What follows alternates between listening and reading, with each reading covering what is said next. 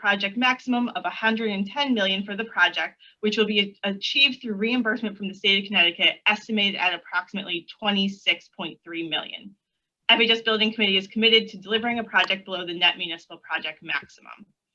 Because of Farmington's ongoing retirement of existing capital projects bonded debt, there will only be 5 fiscal years, 22 to 26, that the high school project will increase the property tax.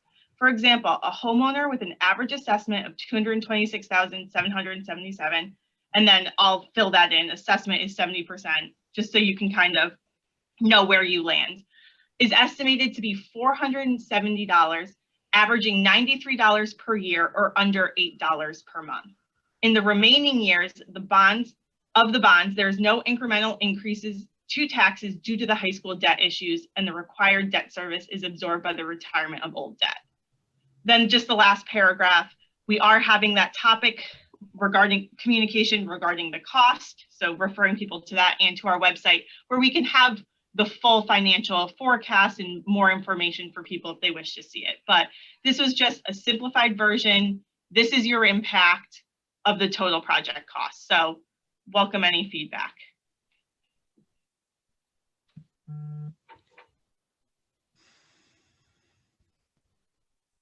Kat, can you hear me? Yep. All right. There's actually one little section of Farmington that I drive through every day, and I could lose you within like 3 seconds, but then I'll come back. So I wonder, you've done a good job of simplifying a lot of stuff, but I wonder how we could make it even more simplified. And there's a Oh no! Right on cue, we lost you. Right when you got to the good stuff. The anticipation. part of this that I feel like on some parts. Oh, did I break? Can you hear me now? Can you hear me now? Right this second. That is exactly. I should just draw markers on the. They got some chalk. It's right as you get onto like that Finman Road entrance exit. It's terrible, or Feynman or whatever it is. Exit 37. So, what I was sharing is that you've done a good job of simplifying, but I wonder if we could take another path at simplifying. And there's a part of this that's almost like burying the lead. And I think the lead on some level, and trust me, I'm not great at simplifying communication. So take this with a grain of salt, and maybe just brings out more discussion. There's a part of me that wants to say like great value for minimal tax impact. Do you know what I mean? Make certain that we have the headline correct. I feel like what we're doing is going in and describing more process again and how we're getting there. And I think at some point in time, we got to cut to the chase. You know, Ira said this before, like, this is, I can't even remember the number. Is it like $6 a week or something for the average household? And I'm just wondering, like, to me, that feels like the lead. This is great. This is our runway for bringing this project in. You know, Farmington's poised to be able to do this. This is the net impact to you as an average taxpayer. And maybe, and I think this other stuff is valuable, but it may mean that we block it out. That there's a section that's called process or scope of work, and then there's another one that talks about tax impact. Do you follow what I'm saying? It's almost like if you want to keep some of this stuff in, which I'm not compelled to keep in because I feel like we keep saying process over and over again. At the end of the day, people are going to vote tax impact. Yeah, so whether or not we have the committee set up correctly or who's on it or what was the exact process that we went through, I don't think they care. I think they care about what's it, you know, we've communicated that a million times. Now's our chance to communicate impact to tax holders. And so if we feel compelled to keep some of this stuff, let's block it differently. But I really feel like we've got to communicate great value, great timing, low tax impact, and make that the headline. Does that make sense? Yeah. What does everybody else think about that? Yeah, Michael, oh, sorry, Beth. Go ahead. Okay, Michael, I agree with you. I think that we should reverse the way that we're presenting this in a way that when I first, Kat, as you were first reading this and it was estimated to be $470, right? That's the first thing that stuck in my head. And I was thinking, and as you breeze through per year, I was thinking, wait a minute, I didn't think it was going to be that much until you got to $8 a month. And so unless it's, it almost would be better, I think, to kind of take it the other way around where it's $8 a month, averaging $93 a year for an estimated X amount of years or something like that. Right. Or say $470 in total or something. Right. But, and I agree, Michael, it takes a long way to get there. I think the information is important, but maybe we could flip flop it, because if people, all they care about are what they're paying, they can choose to read the rest or not. Right. And I want to be clear that it's $470 total. In total, over 5 years. Right. Right. Because when I first saw that dollar figure, and this is me knowing that it's over 5 years, but just in reading it, I thought, oh, they're going to go right to that's per year, or that's my increase. Right. In the first year or whatever. But guys, I'm going to put cold water on all of you. You're talking like you're familiar with all this. I go back to the survey. Only 15% understand the process, how you arrived at it. This is an educational document. I agree, Michael, we need to be advocates. That's for the PAC groups. We cannot put in this newsletter that sounds like rah-rah stuff. It's not designed, these newsletters. These are educational newsletters to get people to understand what they're voting for. And process is important. It came very clear in the research. I mean, we got over 1,100 surveys, over 60% of them didn't even understand the process. So it's this community that wants to learn how you arrived at this. And if we lay about anything on doing this, we're shortcutting. I understand what you guys are saying, and me being an advocate, I would say, hey, this is saving you, it's only $9 a month, and that's the headline, and shut it down. We can't do that. I have to go by what the research says. I have to go by what the people said in the survey. That, the assumption that everyone understands is all about taxes. It's not. It's about taxes for maybe 20% of your respondents to the newsletter. They just want to know about the project. These are fence sitters who just are not completely aware how we're arriving at this. It's an educational document. It's not a rah-rah one. And Michael, I wish I could do that, but it's going to undermine the credibility of the building committee if they sound so rah-rah, do this or die. It's not going to work. That's meant for the PAC groups. They can take this and take that one paragraph and use it over and over again. And that's the way I say, it's your decision, but I would leave it. I mean, we can edit a little of this, but people want to know the process. I mean, I saw it over and over again in the survey results. So Ira, I'll adapt my suggestion as I sort of offered at the end of it. Then block this as 2 items. Block it not as one headline, process of scope and estimated cost tax implication. Do one headline that says process for determining scope of work. Okay. And give your paragraph, and then go to tax. So tax isn't buried under process. You see what I'm saying? Right. Yeah, okay, that's fine. That's fine. I would agree. I don't think anybody is suggesting that we take a bunch out or that we just focus on selling point. Yes, how you block this so you can bring focus to different things. Yeah. And appreciating that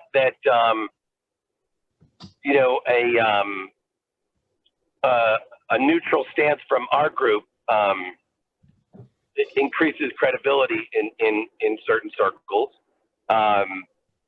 But I do believe that being credible doesn't exclude being able to say, we're in a unique position in where the town's debt schedule is.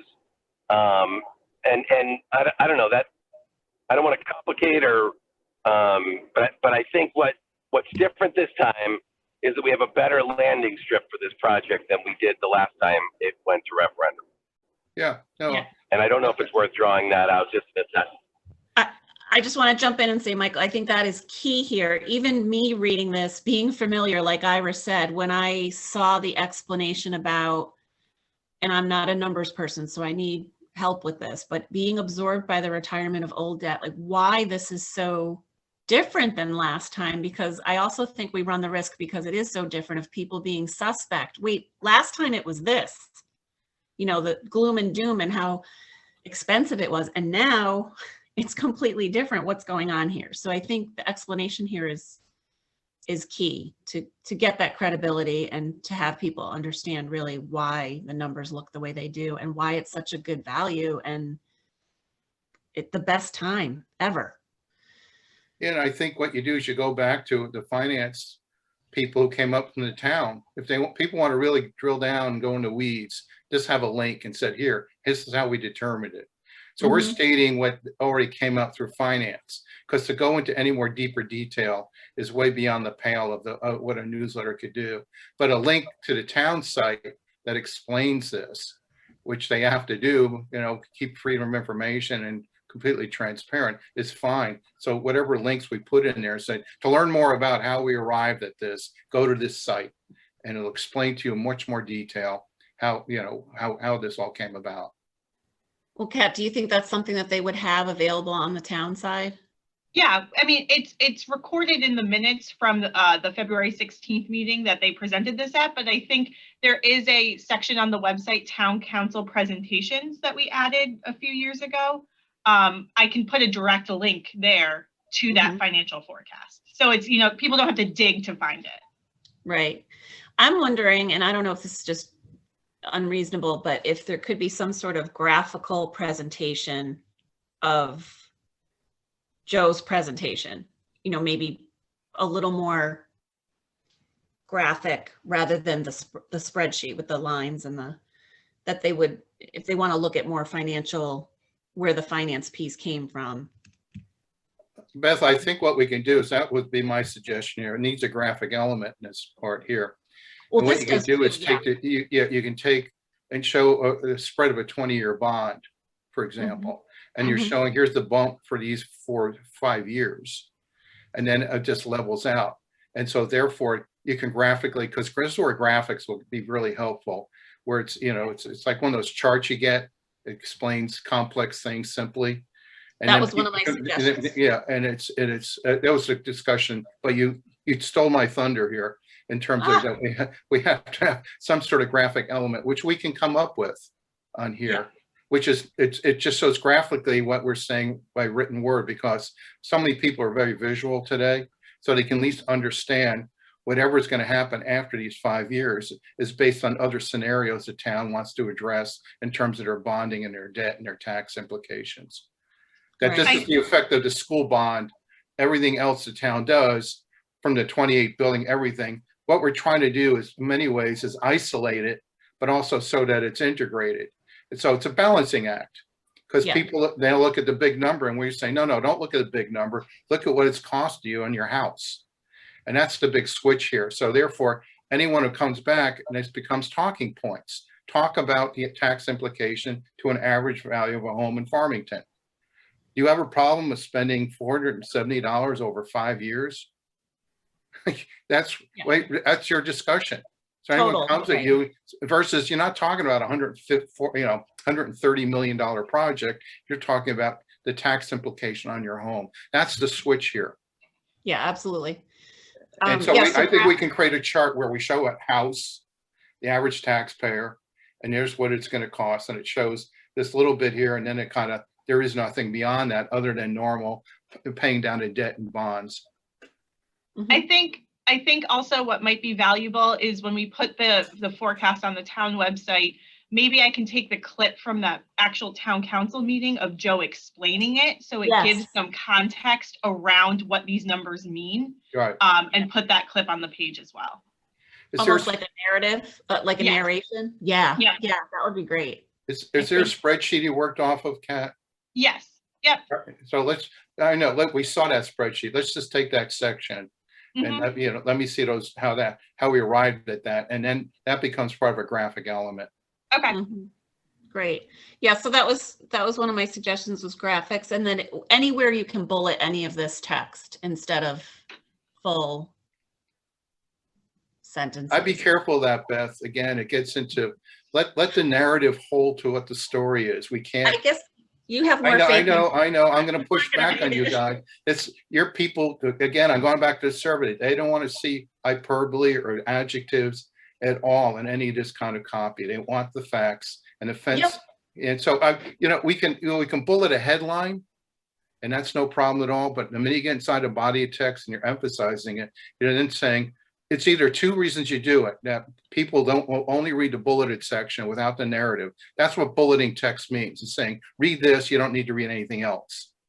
And that's. Yeah, I wasn't suggesting changing the wording or adding adjectives, but just wherever there might be, and I can't even throw anything out there right now, but if there's an opportunity, if there's a list of something or a long sentence to just break it up. I hear what you're saying about the survey, but in my experience with, I ran the advocacy group for the PAC for the budget for many years, and people say they want to point to the process as part of the problem and why they don't understand or why they don't want to support it, but it's really about the numbers. But that's just my anecdotal assessment. And again, knowing that we had kind of a limited portion of the audience responding to that survey too, that leaves me a little. Well, I'll tell you what, we replaced the bond. Once we have the graphic in there, that's your bonded, that's your highlighted text, basically. Yeah, yeah. Once that graphic's in there, that's the highlighting part of it. The Right. narrative, it's appealing to how people like to read and get things. And keep in mind, our target audience is elementary parents, and that, they just, want to understand what it is they're voting for.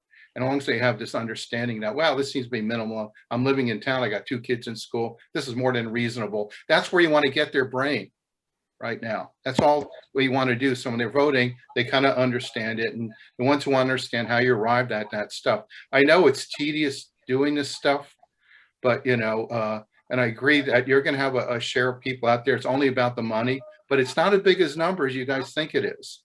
It's only when you don't get positive voters out that those numbers mean something. Mm-hmm.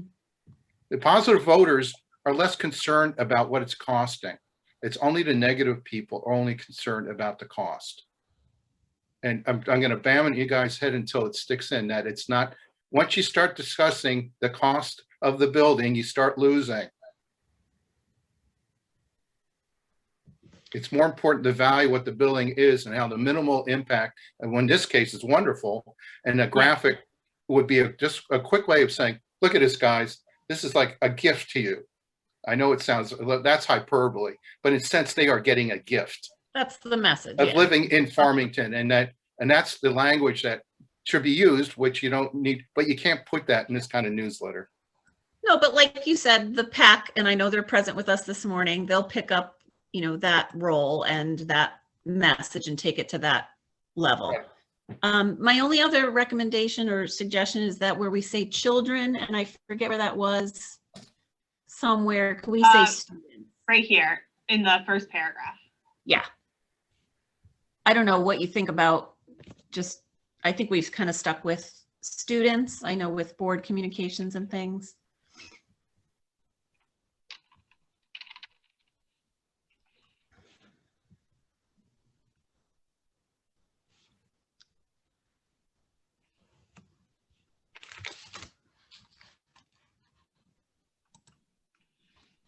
Any other suggestions? I think we can work on the headlines a little, Kat, and you guys. Okay. We'll clean up the headlines a little. I think having subsections is not a bad idea, and add the graphic to it. So those are major changes. Is that, that all seems more reasonable. I just don't want to see you guys getting into where such strong advocacy in this. Let the facts speak for themselves. Yeah, I think after the $470, it should say in total, but that's just.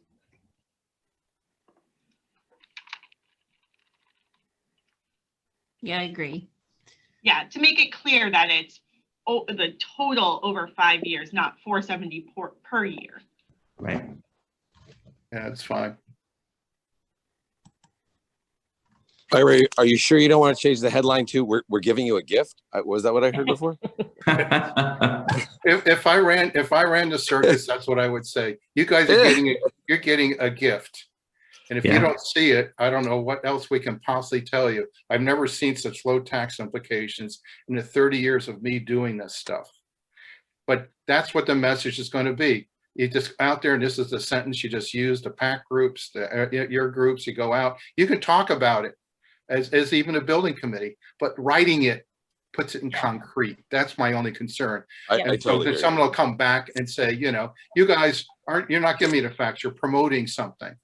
No, Yeah. we're not. We're telling you exactly what the implications are, and this is what it is. So you want to know exactly what your house valuation is. If there was some cap mention that there's some sort of calculator, and maybe we can find one out there, which just said, you know, to do it. Most people don't even know their assessed value of their homes. They know what they think their market value is. When we research this, and we ask people, what's your assessed value? They put their market value. The town uses 70%. Every town uses 70%. I mean, people, when they see it, how many people read that, all the minutia when you get a tax bill? Here's your assessed value. I look at that. So my home's not worth that. Why are they putting that in there? Then you got to go explain an assessed value. Well, the town uses it. Well, how do you get that? Because that leads to a mill rate. What's a mill rate? You don't want to go down these rabbit holes because most people don't have any idea. It's a way of the town to determine what they're operating, what money they need to operate the community. It's a, you know, it's a mathematical figure. It's using statistics in order to arrive at a number. And the minute with advocacy groups against these things, that's what they use. They use mill rates, they use total numbers, and you don't want to go there with any of that stuff. I do see that Rafina has her hand up. Devin, if you want to. Good morning, go. everyone. Hi. I've been following this discussion, and I think a lot of the residents will be very happy to hear about the 470. And I think now, as we're all working on how to explain what that number is, I think I defer to the expertise, Ira's especially, about this. However, in my, I don't know how many years, 4 years on the PTO, people don't read just generally their emails or anything. I'm glad that we've all decided to kind of bump up the headline, which should be, you know, 470 over 5 years. That should be the headline. However, it's really text heavy. So if at all possible, if you can put smaller bullets and just bump out whatever the pertinent information. So for example, the process for determining the scope of work, that should just be a one sentence, whatever it is. This is the process. It doesn't have to be in an advocacy role. It could just be whatever the sentence is, just a sentence so that people's eyes go to the top. This is the tax implication. This is a process. This is whatever it is. But there should just be a couple of those throughout the document with a graphic that they can just look to.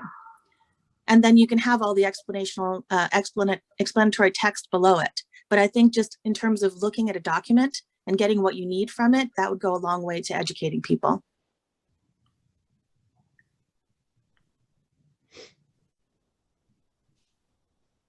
Am I still muted? No, Oh. here. You're still on. Okay.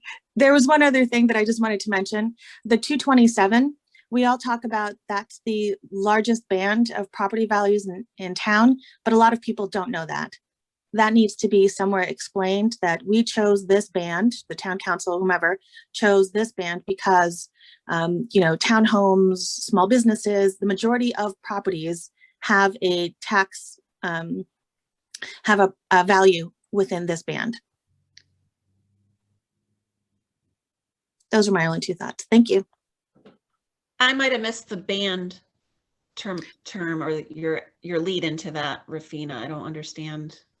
So you know how we say based on a property value of $227,000? Yes. Okay, so some people who have homes that cost a lot, you know, quite a bit more. The last time around, the last referendum, they're like, well, why did they choose 227? And they thought that that somehow was, you know, some intent on the town to sort of lower their tax implication. Like or a manipulation of the, yeah. Mm-hmm. Exactly. So I just would like, if we're educating people with this document, then we should explain how the town chose that 227 as, you know, whatever. So all of these things. And I thought from a previous conversation, correct me if I'm wrong, that most of the properties in town fall within this range. It's the average assessment for a home. Right, but it's the largest number of properties, right? Well, that would be, Then you're getting into the median value Right. versus the average value. it's not And technically, so this is just taking the total number, dividing it up and saying based upon the, what's the average in terms of the assessments, not the value of the home per se. And that's what it is. Once you get into the layers of stuff, then you're getting into medium, and those numbers change it quite a lot, Okay. Rafina. yeah, and it's. We just keep it, I've used this for many years, and some towns we include a chart where you want to calculate it, where there is a calculation system. So, but then people got to go figure out what their assessment is, and they're going to go find their tax bill or find out what that is. They can go online and get that stuff. I assume you can, yeah. and you want to figure out, go here, here's a chart. So if you want to be really customers friendly here, then have some sort of a chart, a chart that breaks it down into median values. So if your house, for example, that's why I put in your XXX about, here's your, what is it based upon? 70% of what? Well, here's the assessment. My assumption is it's like $350,000 home. That's I took a guess at that. It's around 350,000. I didn't calculate it. And so people say, yeah, my home on the market, because they go and read what homes are selling in Farmington. If anyone gets the Current on Friday, we're going to see what's sold in Farmington or what's sold in Glastonbury. And then they'll look at there, well, I live around that corner, so my house must be worth that. That's how people judge values of homes. Assessment is just done for tax purposes. So we can either do it the way. So it's either you get rid of the assessment and say a house that's worth X amount of dollars is going to be paying this amount of money, and get rid of the assessment completely. That's the only option I see here. Yeah. But then you're getting away from where that number comes from. And That's right. That's right. Yeah. And I think the average assessment is, what I like about it is it's consistent with what we use for our budget increase numbers. And Yeah. it's consistent with what we've always used. Yeah, we've always used assessment in every other campaign we've done. Right, I'm not suggesting that we get rid of the assessment. I misunderstood. There were a couple of meetings where I thought that the 227 number, the largest number of properties fell within that, but that's not what you're saying. That's just the average assessed value in town. Right.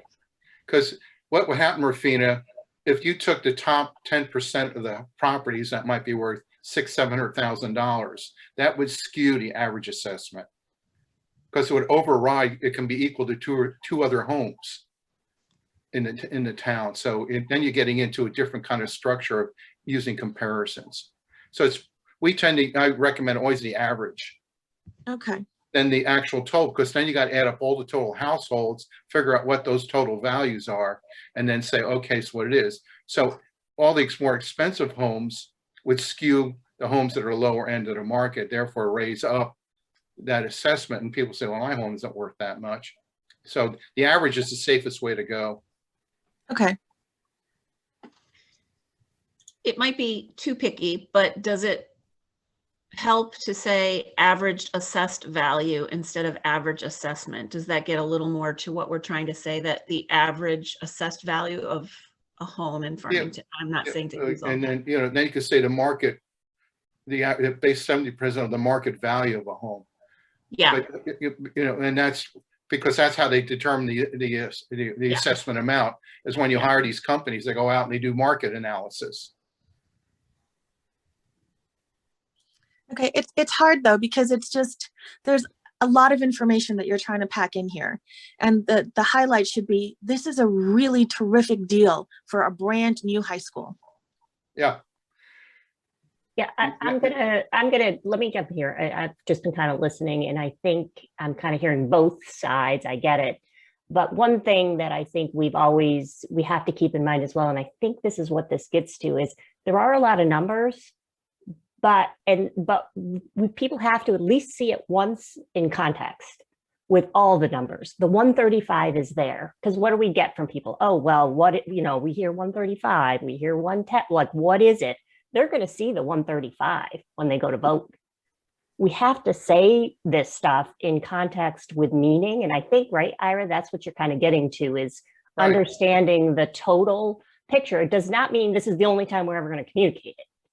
But, and I see this, I'm pointing at it, Kat, but like that because of Farmington's, that paragraph, that is what we all care about, right? That's the one. Like, that's what we say is what's really going to gear people. And I think that does continue to move forward in everything we do. So, I mean, I don't know, maybe it's just we're kind of panicking, looking, we've got to get this, it's going out, but it also needs to go out in context with other information so that people understand it. And then that paragraph is what we're pushing forward continually as a concise message with the graphic. Am I understanding that, Ira? Yes, exactly. Again, people want to know, and it was pretty clear. How'd you arrive at that number? Where'd that come from? Who's, it came from a careful thought process that's taken well over 2 years to do. And you need to explain that. I know you guys want to sell it. We're in the explanation mode right now.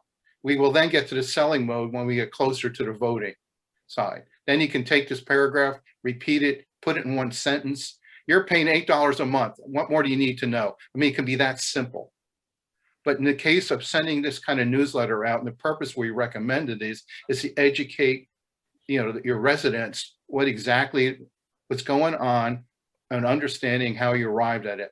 And this transparency, yeah, it might look a little overdone, but in the long run, guys, it's going to help you. This is not a sell piece, basically what we're saying. This is an information education piece. And I agree the sub headquarters, we can move things around, but I wouldn't eliminate anything on this at all. I mean, it's actually a pretty good highlight, pretty short. Probably could have used it more up front, maybe in the first newsletter, but we didn't have the numbers then. But now we have it. This piece is really, actually, this is the most important piece, because now we're getting into a little bit into much more detail about, what it is. And having this side by side to my article about the survey results will play right into this article.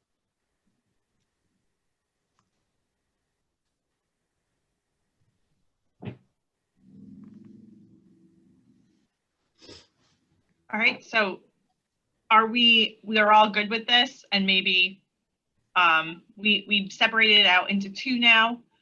We will work on a graphical representation, but overall, this messaging, are we all on the same page?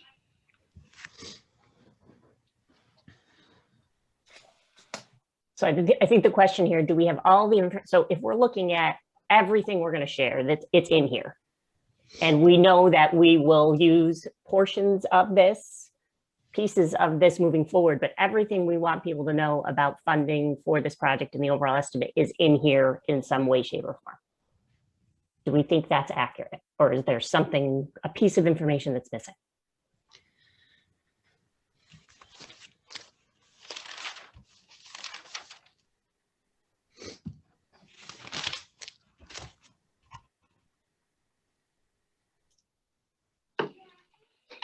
I can't think of anything. I think this covers what we're looking to address in this section. The only thing is, Kat, is absolutely this number, the average assessed value, that is absolutely accurate. Yep, that's what's in our budget book. Okay, good. To do All right, our and as long as that number is accurate, then we don't, I would say we're fine with that information.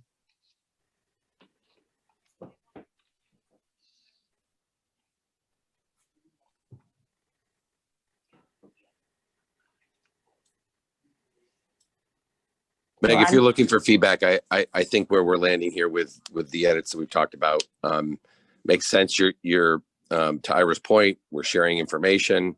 Right. We're not taking I guess consistent with what I'm hearing. We're not taking an advocacy position, and we're leaving the information there for others to do that as it serves their particular mission. Is that what I'm hearing? Yes, I think so. It's, Yeah.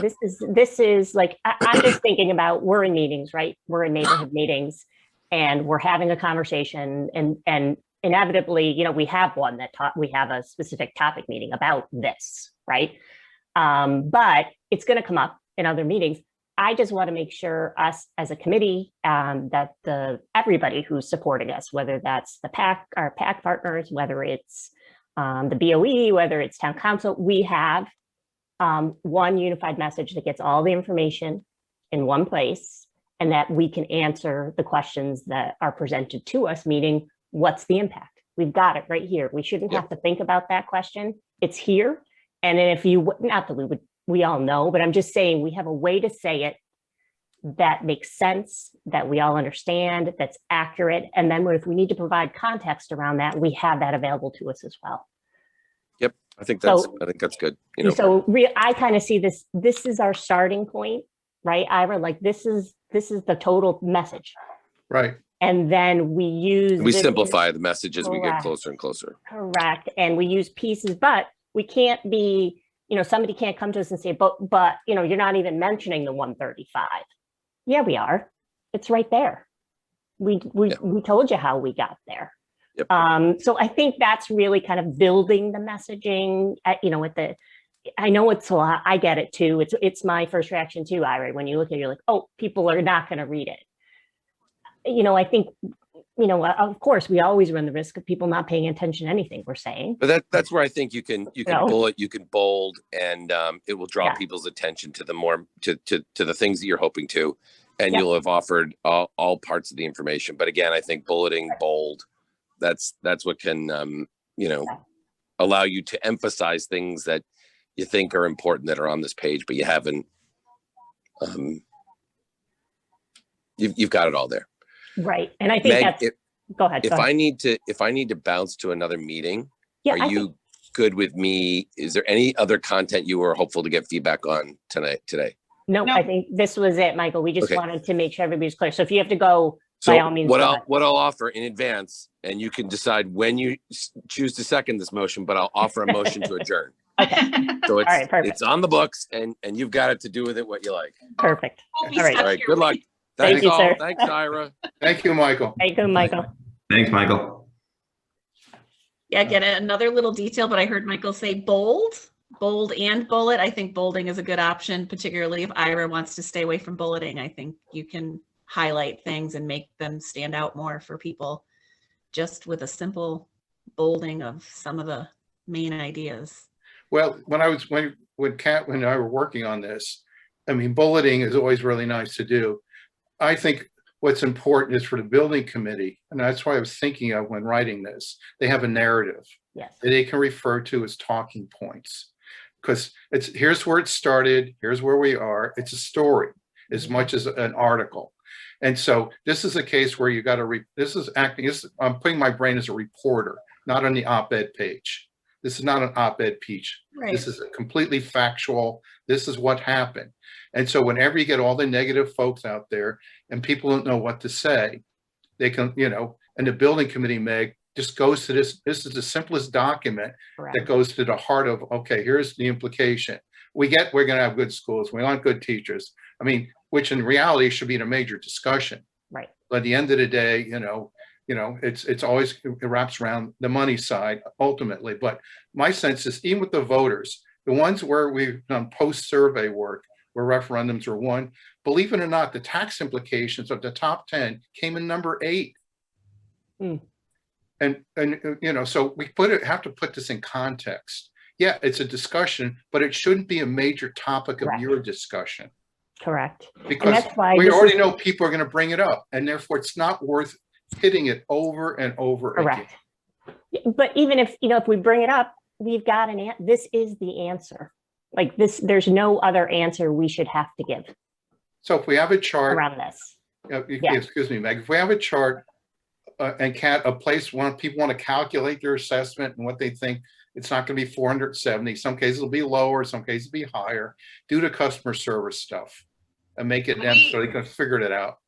I was looking back at what we did the last project, and we actually pointed people right to the assessment property search so they could just plug in their address and it has their assessed value right there. So I think we can do the same thing. is there a percentage then, if they say, okay, it's 470 and my house is worth 550,000, how much more is that going to be in 470? Or is that something then, you know, they can calculate so they know that number? Is that going too far? I mean, That I could think be we harder could, to do. we could probably spell out how you calculate your Yes, value. and I give mean, them, like just a quick, like, do Yeah. this to Yeah, show so- them how you arrive at it. yeah, so it isn't blowing out people because there's a lot more expensive homes in Farmington, but take on the average value of it all. So we don't get into this medium value and the more expensive homes. So people have more expensive home market value with the assessment, they can then calculate it. And, you know, I mean, we're not there to babysit them, you know, and saying, here, we're going to do your personal assessment and tax implication, but you give them kind of the pathway how to do it. And again, that's just customer service, it's transparent. And, you know, so all this is like hitting all that crappy stuff off, I'm off at the pass, which comes up in these things eventually, you know, where the distraction folks come in and want you to discuss what they want to discuss. And you want to discuss what you want to discuss. That's agenda controlling. Yeah, And- I would, if we're going to go in that direction with like, okay, link here to find your assessed home that or value. I think we do need, and I don't know where we put it, Kat, but like, then they're going to come up with a number, then what? You know what I mean? That's what we're talking about. So if we head in that direction, like if I went and was, okay, well, I can go out and this is not the case, but let's say my assessed value was double that. You know what I mean? So, or it's a third of that. Like, what does that mean? So now I have that piece of information. How was that helpful to me? I don't, that's why I'm just saying, if we're going to go in that direction, like you guys said, then, but I'm not sure if that lives here or whether we can have that live at the point that they do the assessment temporarily. Maybe that's a part of the presentation for the topic discussion, which Yes, would be yeah, recorded, but I don't want to get into the weeds here because Right. then people are often Right. maybe going in the wrong direction. Correct. Or like you said, Meg, not know what, okay, now I have my true assessed value, but how does that translate to project costs for this? So Correct. Right. Yeah, that's where I'm just like, I don't know what the answer is right this second as we sit here, but I just think we need to, like, if we're going to tell them you can go here, then, you know, or maybe but that's what I'm saying. So maybe that's not us at all, is what I'm saying. Like, I don't know. I would propose staying away from that here. Yeah, if people want to figure it out, you know, I don't think you're going to get a lot of people going to just, you know, right. I want it down to the penny. Those are going to be the distraction folks. Call your accountant, you know, kind of thing. Well, that's what I mean. So it's like, you know, I just, so if we put it here, then we're accountable for what happens as a result. Well, you're right. We should just leave it. It just gets to how friendly and transparent you want to be. And I think it's, you know, put a red line in the sand here. Say, we're giving you plenty to work with here. Right. And right. So for your houses, this is based on 350,000, you have a house 700,000. Now you're going to get an idea what your tax implications are going to be. Correct. They can figure it out in their heads, or they're really going to go to that level, which I doubt very few people will, because they don't go look at assessed value. They just look what the tax bill is going to be. The thing you could compare this to, it'd be easily in my town, how much, I wish mine was $470, you know, for 5 years. The assessments on our projects here over a period of 20 years, they weren't paid off in 5 years. It's because the debt was just increasing. But you don't want to, again, go into that. That's something, Meg, if someone really wants to go into and say, you want to compare, go look at some other towns. And we're, you know, that's where the gift side of this comes in the discussion. Yep. That, you know, after 15 years, I'm still paying off the addition to the high school here. And it's in my taxes every year. And it went up. Because we were able to flat it out because you're retiring debt. And I don't know any simpler way to say it the way it was written here. And Kat did a good job doing it. It's just, you know, anything beyond that is, you know, getting into what ifs and what ifs. You don't want to go there. Yeah. And Beth, I know this was something we've talked about since the very beginning of the project. So is this more in line, you think, of addressing some of the concerns last time with communication and, you know, getting us to a better place as far as the story and the message? Yeah, I mean, and we're extremely benefited by just the numbers and what they are. Right. Yeah. So, I can't help but think in my optimistic mood that anyone out there would be really hard pressed to turn these numbers around to say, this is way too expensive of a project, or this is going to hurt taxes, or, you know, make it so that people can't afford the taxes in Farmington because of this project. I mean, the numbers are really helping us this time. Yep. Yeah, you're right, Beth. It's, you know, it's a great term to do. It's a gift. And that's what you could use when people talk individually about it, Beth. Right. That And this is so unusual how low a cost it is for a community to pay for a $135 million building and their tax implications. yeah, I think any argument otherwise is going to be more and more hollow and have a smaller and smaller audience for that kind of. Well, you're going to have people who are going to blame the high school for their current property taxes anyway. So keep in mind, when I saw the survey results, the comments are, I'm already paying too many high taxes. Right. And you're always going to have those It's people. like, they'd be better. Well, what don't you want to pay for? You know, you don't want, and some don't even want to have any taxes, you know, so. Well, and where would they possibly move to have a lower mill rate? I mean, That's right. I mean, not just the mill rate, it's just what you're, you know, I told this to Meg and Kat, I'm paying 25% more in property tax than you guys are for the same value of homes. Yeah. I mean, I've done the analysis. Yep. Here in Glastonbury, we just don't have the commercial real estate that you guys have. And it's not that we're spendthrifts here. Plus the community's invested in a lot of buildings here, you know, Yes. big investments, a bigger community. And so therefore, but I know my taxes are $2,500 higher on a similar house value than you guys. Yeah, I mean, I appreciate what you're saying about the PAC is the one that's really going to be the hard sell, and the you know, say calling it a gift or what have you.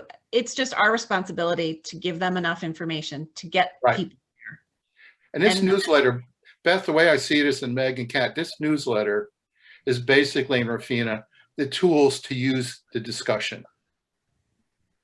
In other words, the survey came back and said, this is what we want to know. Here's the tax implications. Here's what the enrollment projections are. Here's what's, you know, so we're giving a lot of information in this newsletter. And then the third newsletter goes into much more about exactly what's going on in the high school, what the value is. So these are the basic facts, and talks about how we arrived at this. And the next newsletter is complete discussion about how the new high school is going to improve the educational experience. And in terms of getting the message out, I know this is going to be, we're talking about this being, you know, in a paper newsletter mailed to all the households, but I could see value in taking either all of this or a piece of this and having a link to it from the project website, perhaps have it be a post on social media where it could link, you know, you could give some highlights and it could link to the full explanation here. And also that's helpful for the PAC and anyone in the community who gets into a discussion online or needs to, you know, give their neighbors a bit more of good information and can refer back to the accurate information from the committee. Here's the link. You should read this, or you must have missed that in the newsletter. Here it is, because they've talked about it. They've explained it. Yeah, Beth, I agree. I envision, and the last sentence here, additional information regarding the cost of the project, as well as the forecast will be available on the website. I envision having a subpage on the cost with this narrative. And then that's where I put financial forecast, a link to the town website, you know, like that, just one home for this information. Yeah. Beth, what you're suggesting is that what we call is called a sell sheet. It's one sheet that then could go out and you send it. So if people don't want to read the whole newsletter, we highlight what's in these things. And that's where you cut it all down. And then all the social media, you send it to the PTOs, other, you know, Rafina's group, you know, the other United Farmington, please post this on your social media. Yes. It's a one page, and I've sent you examples of these things. It's very simple, bulleted stuff. It highlights the major talking points and the value of the project. And I actually agree with you. So the other newsletter is posted up. The first newsletter is posted up without the survey already on the site. Is that right, Devin? We have it all posted up? I think Devin's Yep, not. it is. Oh, Yep, okay. But what you're suggesting, we had that discussion with the subcommittee, communication subcommittee, which is providing it and sending it out versus just posting it and giving it to the various groups that you guys identify. When you Then they have the link directly that goes out and saying, okay, you guys, here's the background information. This is from the building committee of all the facts and figures you need to know. And in our business, we call them sell sheets. you mentioned the newsletter being posted up. Is that a link on the project website, you mean? Okay. Yeah. Yep. And so what we can do is, this is where the social media does get important. And we brought it up at a subcommittee meeting that, I asked to identify where, each of these, whatever these social media outlets are, and then just ask who's ever running, can you please post this and send it out to your members or people who are part of that group. And it Well, could and be, the project also has its own Facebook page, and I think we're on Instagram and right, And Twitter Twitter. also, so they could even share those directly. right, We post some content, push some content out, whether it's a link to the first newsletter or the second newsletter. If we could be doing content-oriented posts a couple times a week at this point would be ideal, but right. And you send it to the PTOs and get that out to their members. You can perfectly do that. And after once the quiet period comes, that stuff we can't do anymore. Yeah. But the PAC groups, that's when they kick in and use this information. It's because at that point, the election laws, we can't eliminate it, we just can't use it and Right. promote it.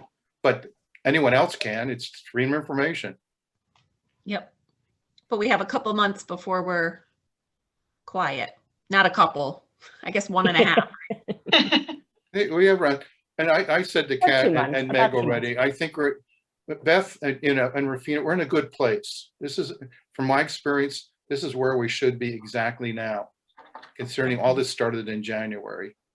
The timing is perfect, what's being created, getting the information out, and creating the narrative, the agenda is all in a good place. I'm just passing on from my experience of doing these. That's good to hear. That, it's in a good place. And as long as we get people's mind more focused on the positive stuff about and promoting it and not worrying, being defensive about it, that's where I'm trying to get everyone's head. Now, you don't have to be defensive about this. This is all good stuff.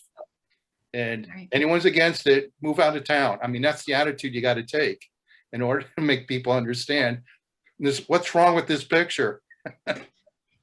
Right. You can't get caught up in arguing with those people. It's a waste of time. Yeah, you just ignore them. You're going to have two kind of anti-groups. One, or just against any tax increase. But that's a small segment, believe it or not. I don't think it's a big a segment as you guys think. And you got other ones who are just going to be curmudgeons, like town crier types who just don't like what's going on for whatever reason, political purposes, Yes. outliers, stuff like that. And that's what you guys get sucked into. Don't even go there. Right. Well, it just takes away from time and resources that you should be putting into talking to the right people. So Absolutely. Go to the people who want you to get the vote. That's all. Yep. All right. Well, it's Mark, you've seen this over the years too. Is there anything we're missing out of this? No, I think you got it. I think it's, you've got all the information there. I think with some graphics, it's gonna sell at the same time. So that'll be your, not subliminal message. It'll be right out there. But I think that's the way to go. Yeah. Okay. Good.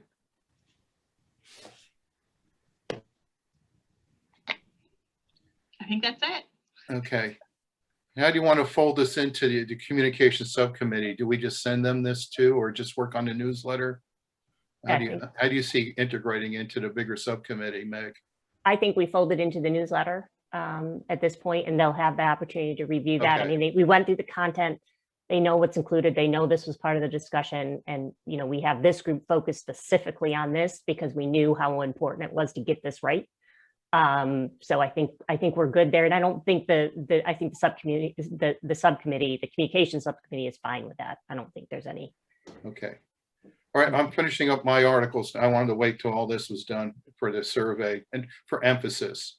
I mean, I can't make it so skimpy, but I'm going to put in the general comments and what the most interest was in the survey. The other thing is, Kat, were you able to get, or Meg, the enrollment projections? We need to put that in here too, in the newsletter. Yes, we have the enrollment report. I'll send it to you again. Yeah, because And we updated that last year, didn't it? Didn't you guys update it last year? Yes. Yes, it's a recent one. Yep. send that one here. And Beth, I'm going to get my graphic folks. We're going to look at a chart, how to show this, you know, in a graphic element. Great.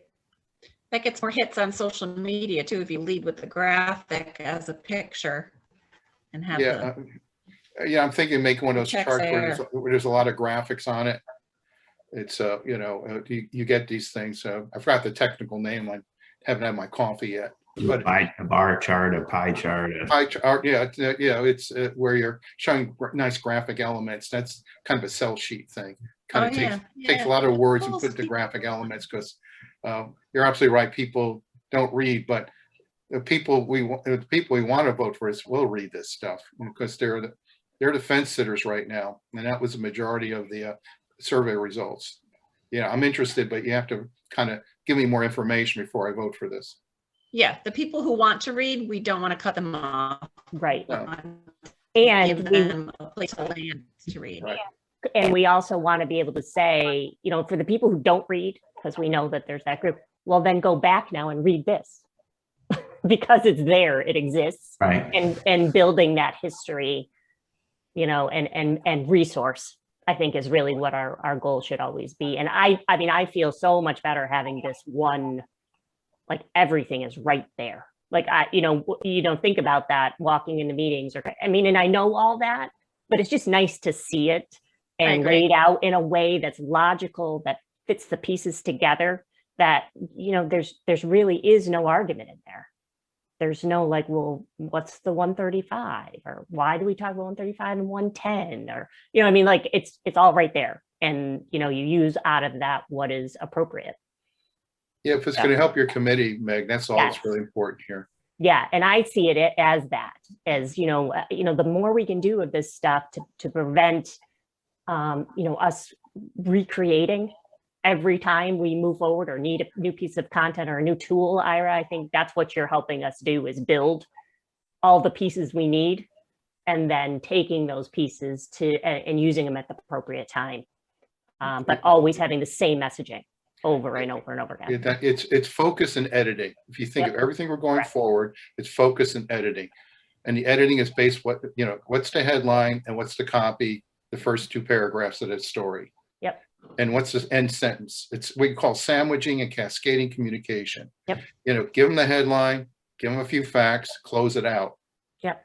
And that's successful campaigns. Politicians do this all the time. Once they're successful, and they stick to message over and over. Right. So you can't look at, well, I already said that. No, you haven't barely begun to say it. Over and over and over and over again. You can't, there's no way of saying, I oversold this. Right. And that's what happens with these kind of campaigns. Well, I already said that. No one's listening. No, nothing. This is advertising. This is getting 3,000 messages between now and the vote. That's why I'm estimating 3,000 times per household have to hear a message one way or the other coming from all different areas. And that's what determines it. And I already know the statistics about how you get that thing like that. And most referendums go down where they barely get maybe 50 messages out prior to the referendum. We're talking 3,000 to be really, that's like really covering your bases across the board. So there's hardly anyone in that community that doesn't know more or less what's going on. And therefore it motivates the people to come out and vote, because now they're comfortable. And anyway, you've heard me say this over and over again, but it's focus and editing. That's where our word is right now. Same applies to us, Ira, though. Yes. Keep saying it over and over again to us. Well, I'm good at telling you to do it. My life is never focused or edited. Anyway, just kidding. All right. All right. We good? I gotta roll. All right. Okay. Thank you, Mark. Thanks, everybody. Yeah, thank you. And you know, we'll and Kat, I'll just work through. You want to send that back to me, and I'll just do a cleanup, and we'll pass it around one more time. Yep, I'll do that now. And Michael and I will adjourn at 10:04. Okay.